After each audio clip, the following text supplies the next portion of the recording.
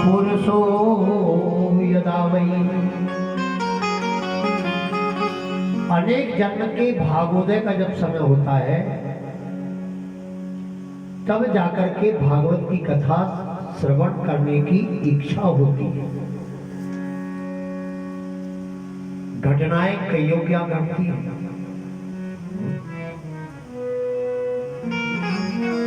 और जी यानी कोरोना काल में तो कई परिवार ऐसे रहे जो उनके घर में 15-15, 20-20 लोग चले गए।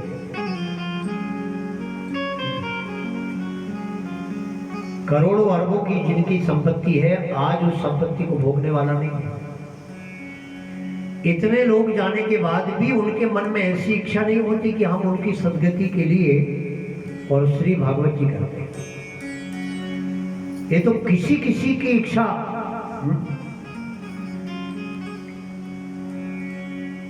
भगवान जब प्रेरणा देते, जिस परिवार में भगवान की बड़ी कृपा रहती है उस कृपा के कारण उनके मन में जो इच्छा जागृत होती है कि चलो ये वार्षिक श्राद्ध में हम उनके निमित्त कर दें जिनने सब छोड़ के गए। हाँ। कल यानी वैदिक विधि से हर वार्षिक श्राद्ध हुआ। बहुत कम लोग वैदिक विधि के अनुसार श्राद्ध कर पाते हैं। अधिकांश लोगों के मन में तो ये बात है कि रिश्तेदारों को बुलाकर खिलाने का नाम ही श्राद्ध है।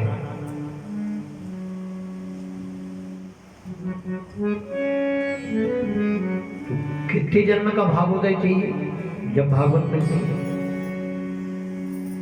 भाग्योदयेन बहुजन्म समार्जितेना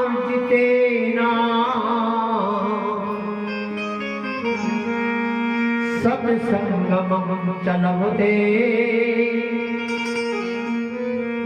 पुरुषो यदा वै। अनेक जन्म का भागोदय का जब समय होता है तब सत्संगमं चलवते पुरुषो यदा वै। तब सत्संग में सुनी हुई चीज का लोग लाभ लेते हैं। बैठने को तो कहीं बैठते हैं।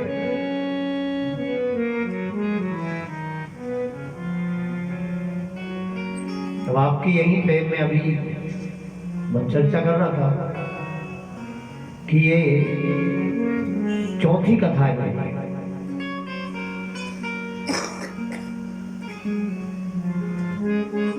एक बार कथा जब हुई थी जब ये पूरा गांव बह गया था। हम लोग इकट्ठा बना के रहते, बड़ी भीषण परिस्थिति में कथा हुई थी। दूसरी कथा की आपको बार याद होगी, ये पोला के दिन से शुरू किए थे। वहां की स्थिति भी ऐसी थी कि एक दिन भी पानी यदि आ जाता तो क्या होता, उस परिवार में बैठने की भी जगह नहीं थी। गुरोलो परिवार में।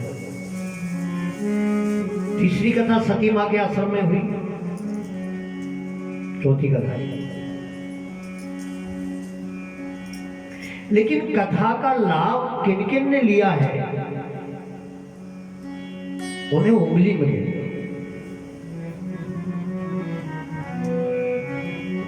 कितने दिन बैठे कोई महात्मा का नहीं, कितने देर बैठे कोई महात्मा का नहीं, कितने देर की कथा जीवन में असर कर गई।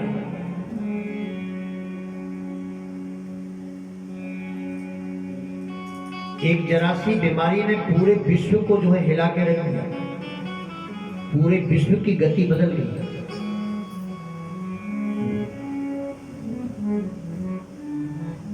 न कोई संत के पास, न कोई डॉक्टर के पास, और न ही संत विद्वानों के पास, किसी के पास उसका तोड़ नहीं रहा। तो पुराण की शरण में जाकर के हम कितना लाभ ले रहे हैं।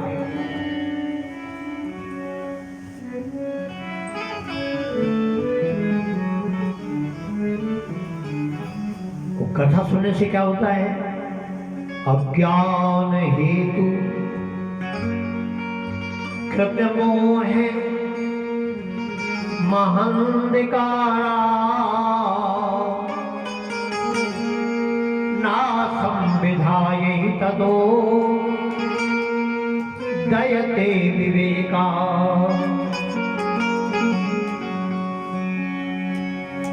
परिवार में, समाज में जो अज्ञान फैला है वो मोह के कारण है।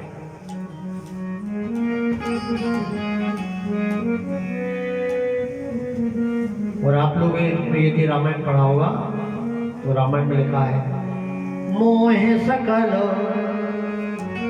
व्याधि कर मूंदा। मोह सब बीमारी की जड़ है।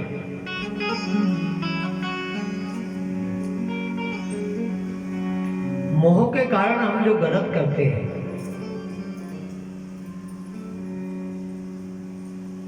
किसी रिश्तेदार से हमारा मोह है, वो यदि आ गए तो पूजा छोड़ देते हैं। आज पूजा नहीं हुई, क्यों? बोले मौसी आ गई।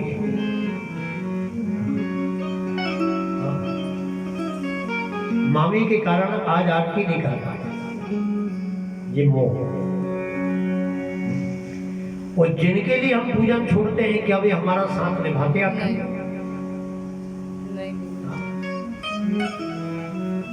हम उनसे ये कह सकते हैं कि आप बैठिए, हम अपना नित्य कर्म कर रहे हैं।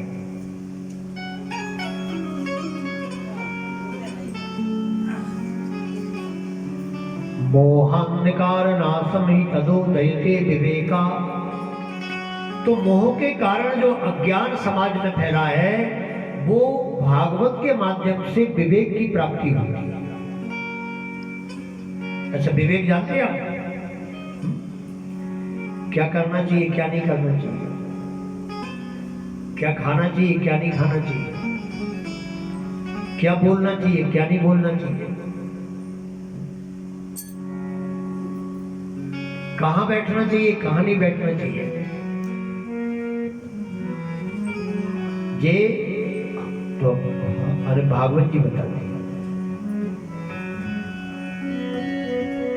और भागवत की कथा कभी मनोरंजन की दृष्टि से नहीं सुनना चाहिए कि हम लोग बातचीत भी कर रहे हैं, उधर कथा भी हो रही है।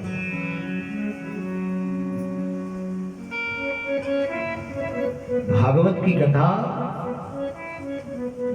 एक साक्षात भगवान कृष्ण का रूप है। देखो आपको बता दें, भगवान की एक सखा थे उद्धव। जैसे रामा अवतार में भगवान ने भरत जी को चरण पादुका दी, वैसे कृष्ण अवतार में भगवान ने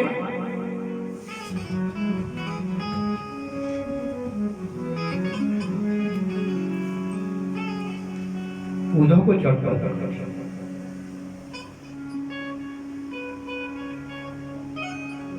आप लोग सब महाराष्ट्र के हैं। महाराष्ट्र में एक संत हुए, एकनाथ महाराज।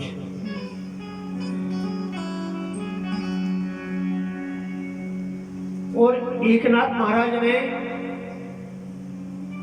भागवत के 11वें स्कंद की व्याख्या लिखी है।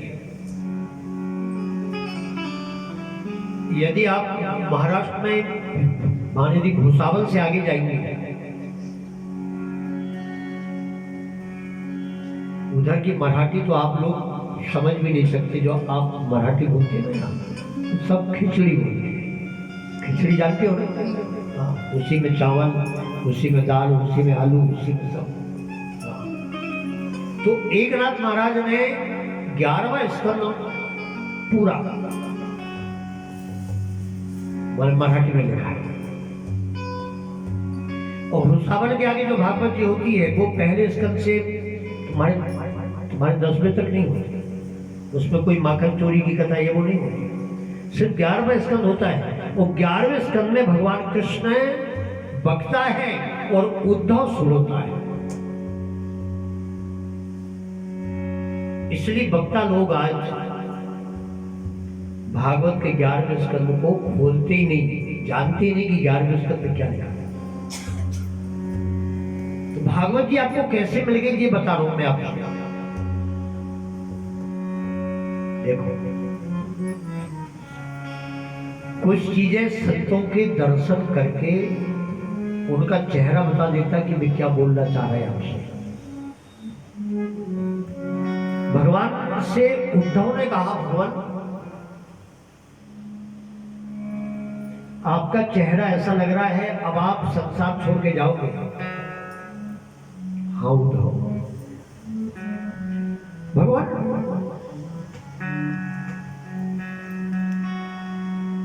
आपके साथ मैं भी चलूंगा। भगवान ने कहा नहीं देखो, तू मेरे साथ आया था क्या? जब जगत में तू मेरे साथ में नहीं आया तो तू मेरे साथ जाएगा कैसे? तो भगवान आपके जाने के बाद में जब ये जगत में पाप शुरू हो जाएगा तो धर्म का शरणम गता, धर्म किसकी शरण में जाएगा? भगवान ने कहा, तेनैव वाङ्मयी मूर्ति श्रोतम प्रत्यक्षरम नरा। उद्धव, मैं अपना तेज भागवत जी में रख के जा रहा हूं।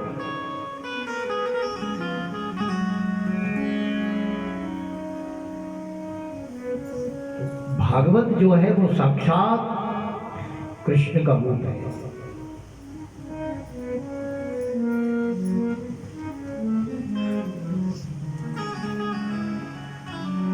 ये पुस्तक नहीं, ये मस्तक है। ये भारत का परिचय है। ये आंसुओं की कथा है। अंदर का यदि मेल धोना है तो भागवत की कथा का आश्रय लो। जिनके घर में 4 लाइन भी हर दिन भागवत जी की पढ़ी जाती हो, वो घर में कभी कोई विपत्ति नहीं आती। कोशिश करो कि भागवत की पोथी घर में रहे। जैसे भोजन जरूरी है, जैसे नींद जरूरी है, इसी प्रकार 4 लाइन उसकी पढ़ो।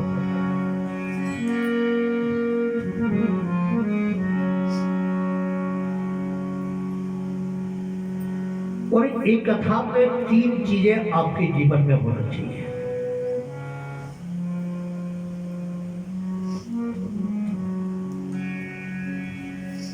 जे श्रद्धा सम बल रहिता, नहीं संतन कर साथ, जिनको मानस अगमयति, जिन्हें न प्रिय रघुनाथ। 3 चीज। पहला तो श्रद्धा, कथा के प्रति श्रद्धा हो। सुबह की कथा 9:30 बजे की है। 9:30 बजे के पहले पूरी व्यवस्थाएं हो गई। जिनको दोनों समय का कथा का आनंद लेना हो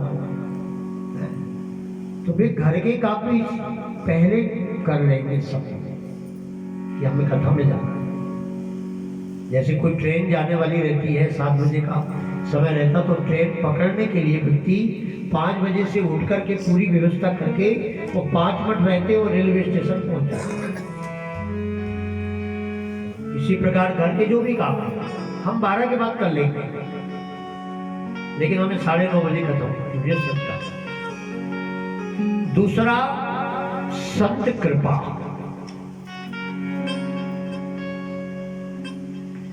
किसी न किसी संत विद्वान के सहारे रहो।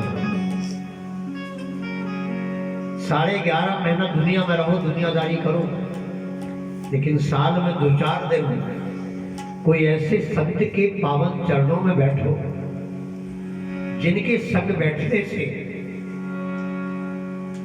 आत्मिक शांति मिले।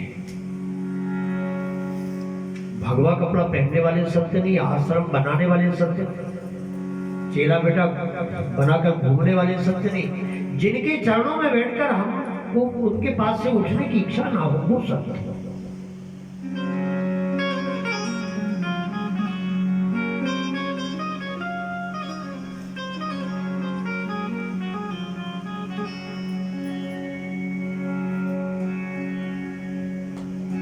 दाता ऐसा संत मिला दे, ऐसा संत मिला दे, मेरे मन की प्यास बुझा दे, मेरे मन की प्यास बुझा दे, मन राम जपन नहीं हो